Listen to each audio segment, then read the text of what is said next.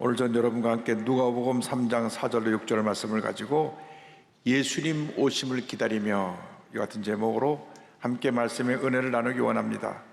오늘은 대림절, 대강절, 강림절이라고 부르는데요, 그 주간 중에 맞이하는 첫 번째 주일입니다.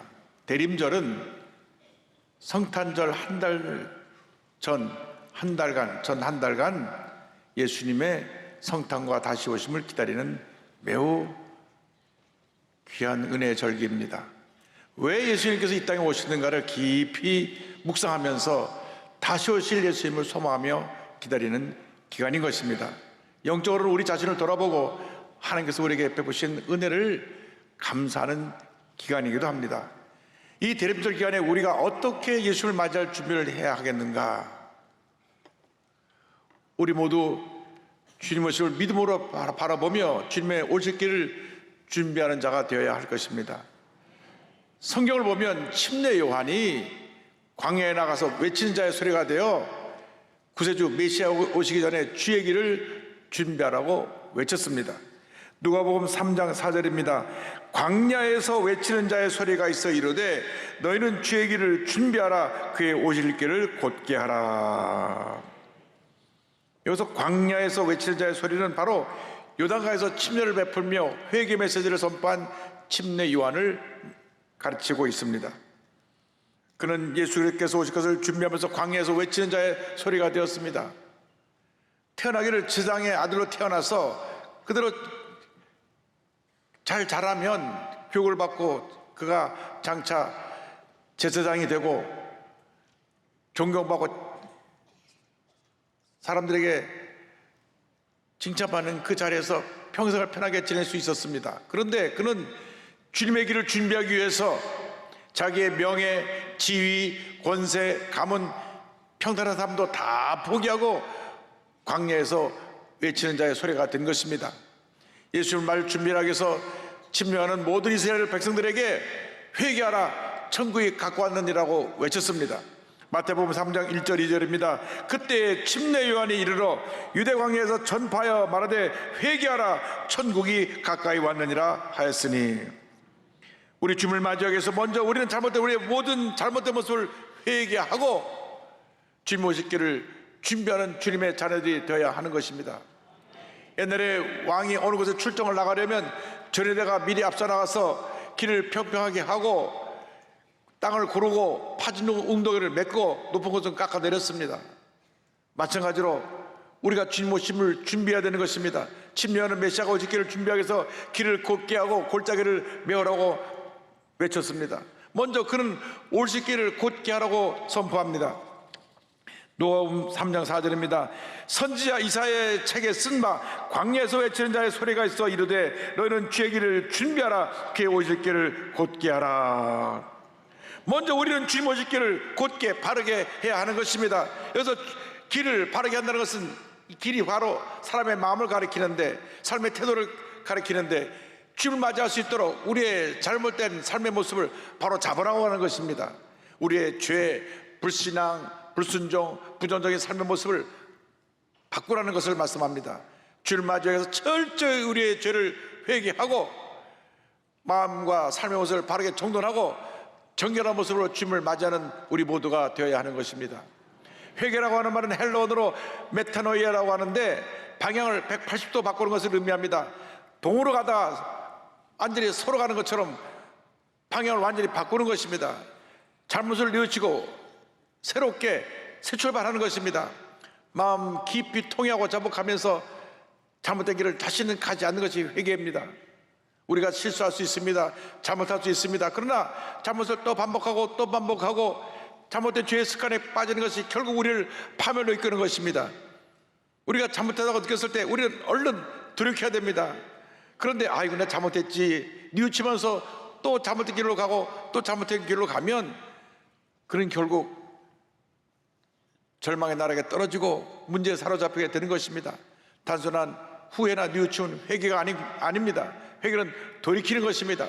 잘못된 습관을 버리는 것입니다. 늘 성질을 내고 싸우던 사람이 그 성질을 버리고 온유하고 착한 모습으로 변화되는 것이, 그것이 회개인 것입니다. 하루에 술을 몇 병씩 먹어야 잠을 자는 사람이 술을 끊는 것이 회개인 것입니다. 오늘 마음에 찔리는 분 있으면 회개하시기 바랍니다. 돌이켜 회개하고 나올 때 하나님의 은혜가 임하게 되는 것입니다. 오순절날 성령이 강림한 후에 사도 베드로가 회개 메시지를 선포했습니다. 사도행전 2장 37절 38절입니다. 그들이 이 말을 듣고 마음에 찔려 베드로와 다른 사도들에게 물어 이르되 형제들아 우리가 어찌할꼬 하거늘 베드로가 이르되 너희가 회개하여 각각 예수 그리스도의 이름으로 침례를 받고 죄사함을 받으라. 그리하면 성령의 선물을 받으리니. 이 말씀 듣고 저들이 회개하고 저들이 나와 침례를 받고 예수를 믿는 사람이 그날 하루에 남자로만 3,000명이 넘었습니다. 사도행전 2장 40절 41절입니다. 또 여러 말로 확증하며 권하여 이르되 너희가 이 폐역한 세대에서 구원을 받으라 하니 그 말을 받은 사람들은 침례를 받음에 이날에 신도의 수가 3,000이나 더하더라. 회개할 때 구원의 역사가 일어나게 되고 교회가 폭발적으로 부흥하게 되는 것입니다. 우리 한국교회 초기에 큰 부흥 역사가 일어났는데 그것은 바로 회개운동이었습니다. 1903년 원산에서 하디 선교사에 의해서 이 놀라운 부흥의 역사가 일어났습니다. 이 하디 선교사는 캐나다의 명문대학인 토론토 의과대학을 나온 사람입니다. 우리나라에서 제일 좋다고 하는 서울대학교 의과대학 나온 것과 비슷한데 그는 자존심이 강하고 우월의식을 가진 사람입니다.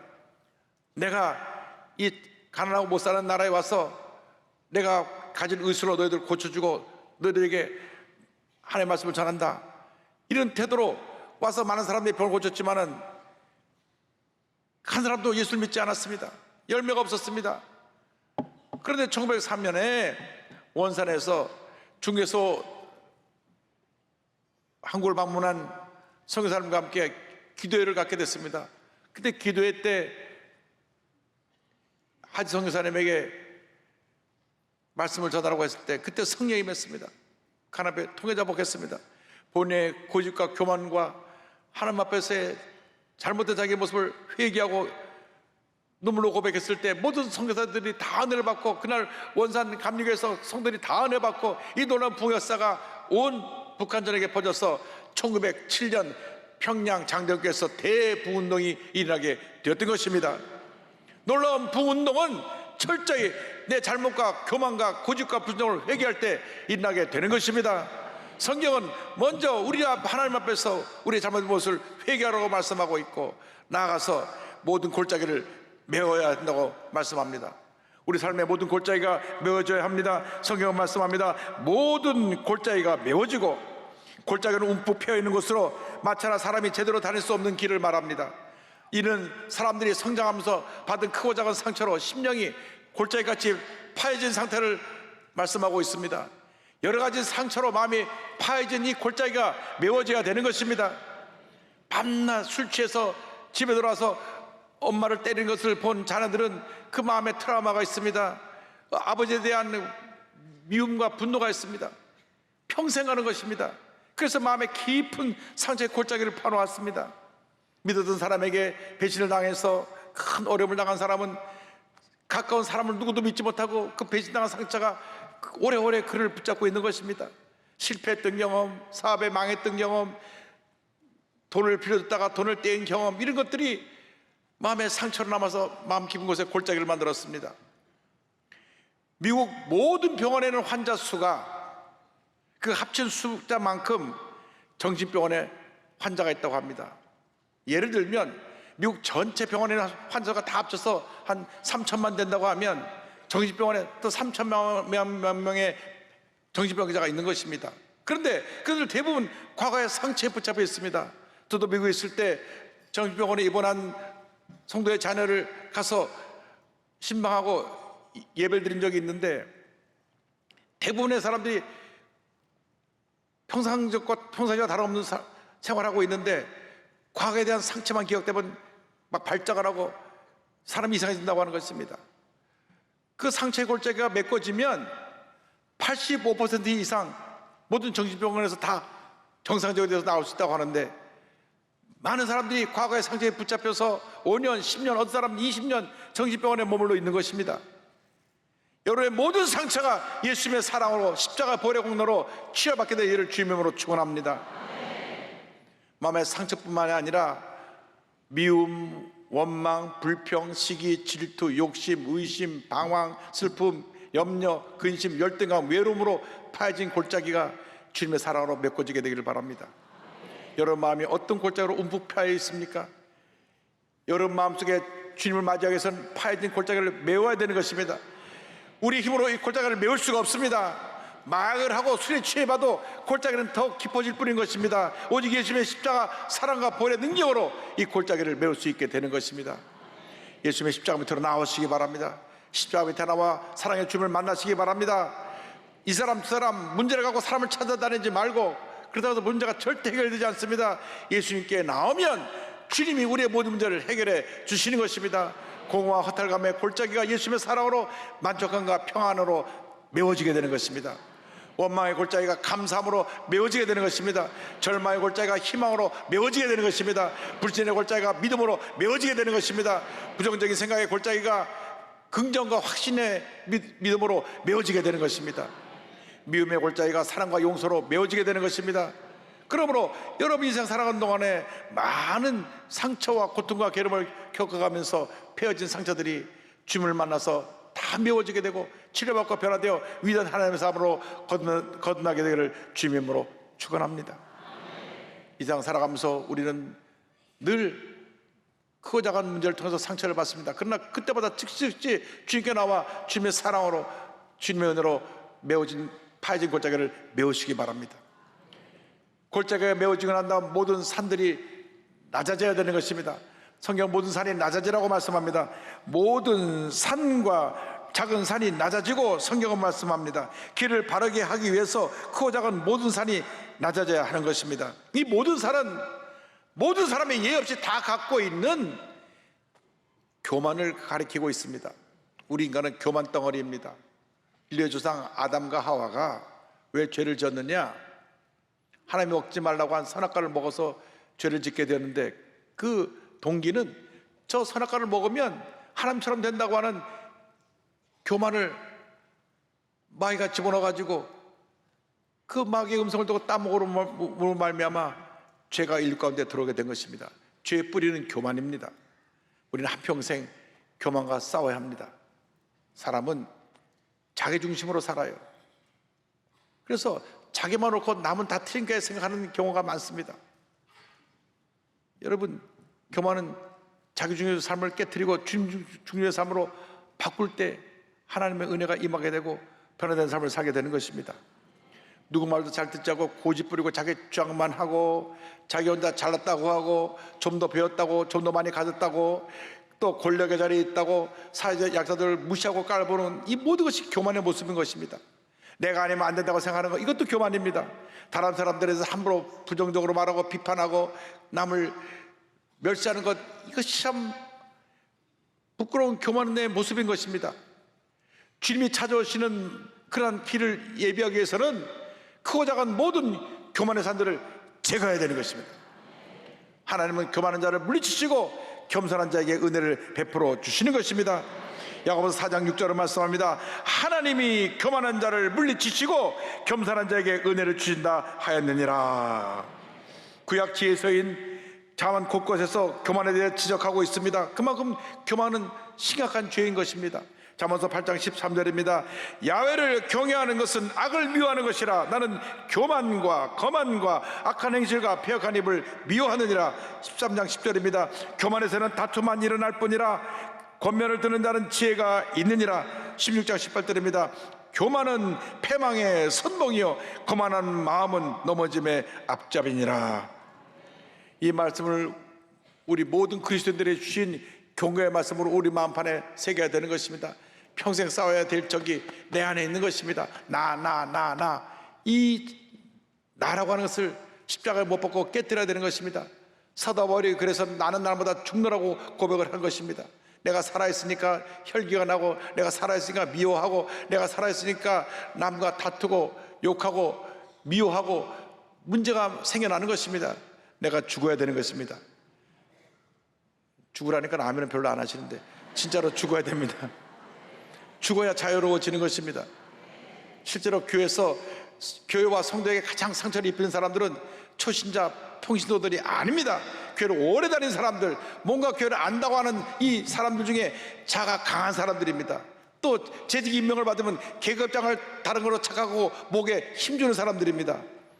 여러분, 재직이 계급장이 아닌 것입니다. 섬김의 직분인 것입니다. 회의할 때마다 자꾸 소리 지르고 큰 소리 내고 잘 다투는 사람들, 이 사람들이 다 문제가 있는 사람들입니다. 저는 참 우리 교회 장로님들에게 감사하고, 제가 이대 담임 목사 돼서 지금 17년째 섬기고 있는데, 그렇게 많은 당회를 열면서도 한 번도 당의원 중에 한 분이 소리를 내고 얼굴을 붉게 적이 없습니다. 그저 다 아멘, 아멘, 아멘, 아멘으로 통과해서 이렇게 은혜 가운데 오늘 여기까지 이어지게 됐습니다. 할렐루야. 우리 조영희 목사님 때 50년, 또 부족한 자가 17년 교회를 섬기고 있는데, 67년 동안 우리 교회는 한 번도 분열된 적도 없고, 당에서 싸우고 소리를 한 적도 없고, 모든 것이 은혜로 끝납니다.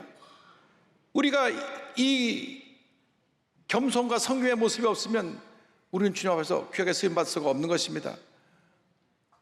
교만한 사람들은 영적인 바리새인들입니다. 자기 고집, 자기 중심의 모습을 깨뜨리고 낮춰야 되는 것입니다. 예수님께서 말씀하셨습니다. 누가복음 14장 11절입니다.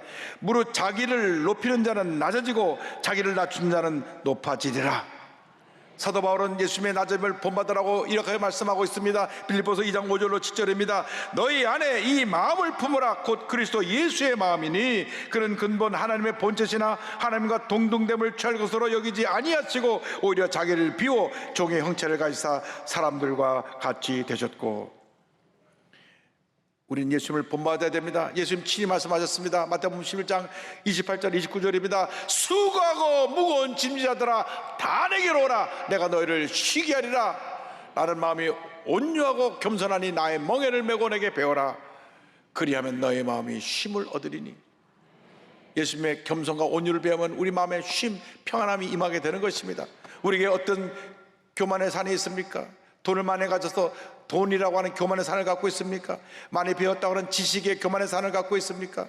자가 강해서 한없이 높아진 자아의 교만의 산이 있습니까? 명예의 교만의 산이 있습니까? 권력의 교만의 산이 있습니까? 내가 뭘 했다고 하는 공로의 교만의 산이 있습니까? 이 산들을 다 쳐서 부숴서 낮춰야 되는 것입니다. 그리고 주님 앞에 우리는 고백해야 됩니다. 주님, 나는 죄인입니다. 나는 아무것도 아닙니다. 그때 하나님의 은혜가 임하게 되는 것입니다. 내가 뭐라고 이때 힘들어집니다. 나는 아무것도 아닙니다. 그래서 우리는 겸손해져서 섬겨야 되는 것입니다. 평시도보다는 집사님이 더 겸손해져야 되고, 집사님보다는 안수사님, 권사님이 더 겸손해져야 되고, 안수사님, 권사님보다는 장로님이 더 겸손해지고, 장로님보다는 죄인들이 더 겸손히 낮아져야 되는 것입니다. 침례원의 고백을 우린 기억해야 됩니다. 그는 흥하여야 하겠고 나는 쇠하여야 하리라. 주님만이 높임 받으시고 나는 내 모습이 점점 주님 앞에서 감춰지기를 원합니다. 그때 하나님의 은혜가 임하게 되는 것입니다. 내 삶에 그리스도만 존귀하게 되기를 원합니다. 나는 언제나 낮아지기를 원합니다. 이것이 한평생 여러분의 고백이 되기를 바랍니다. 한국교회에서 아름다운 흔적을 남긴 이자익 목사님과 조덕삼 장로님의 간정으로 말씀을 마무리하기를 원합니다. 전북 김제 무학산 아래 특별히 세워진 교회가 있는데 120년의 역사를 자랑하는 금산교회입니다. 전라북도 문화재 136호인데요 이 조덕삼 장로님과 이자익 목사님 두 분이 이 금산교회를 잘 섬기셨습니다. 조덕삼 장로님은 부친을 따라 금광채취를 위해서 평양에서 금산으로 이주하면서 금산의 자리를 잡은 그 지역 유지고, 요즘 말하면 재벌입니다. 광산업, 과수원, 마방은 요즘으로 말하면 그때 말이 교통수단이었기 때문에 말을 타고 다니는 분들이 와서 쉬었다가는 이 고속도로 휴게소, 여관 이런 것 같은 곳인데 그 운영하는 유지입니다. 이장혁 목사님은 경상남도 남해 서마을 가난한 집에서 태어났는데 일찍이 부모님을 여기고 친척집에 거주하는데 늘 배가 고팠어요. 그래서 누가 나 배불리 먹여줄 것이 없나 해서 이 남해로부터 계속 육지를 따라 거슬러 올라다가 이 김제에 머무르게 되었고 이 조덕삼 장로의 마방에서 일하게 되었습니다.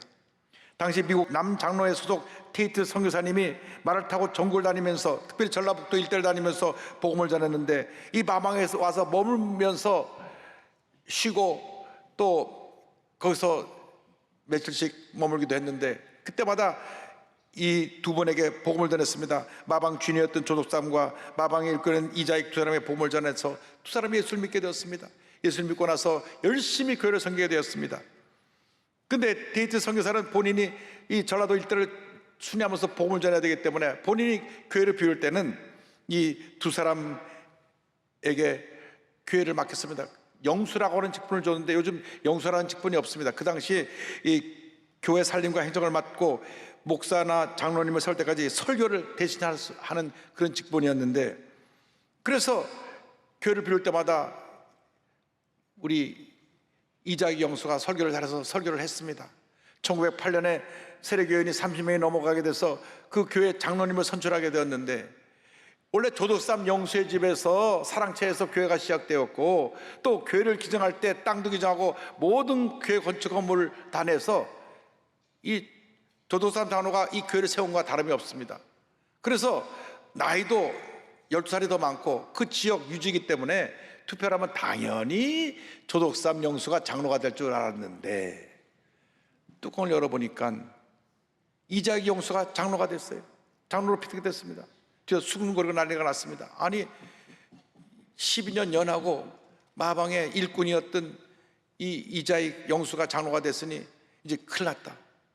그때 조독삼 영수가 헐떡 일어나서 성도들에게 얘기를 했습니다.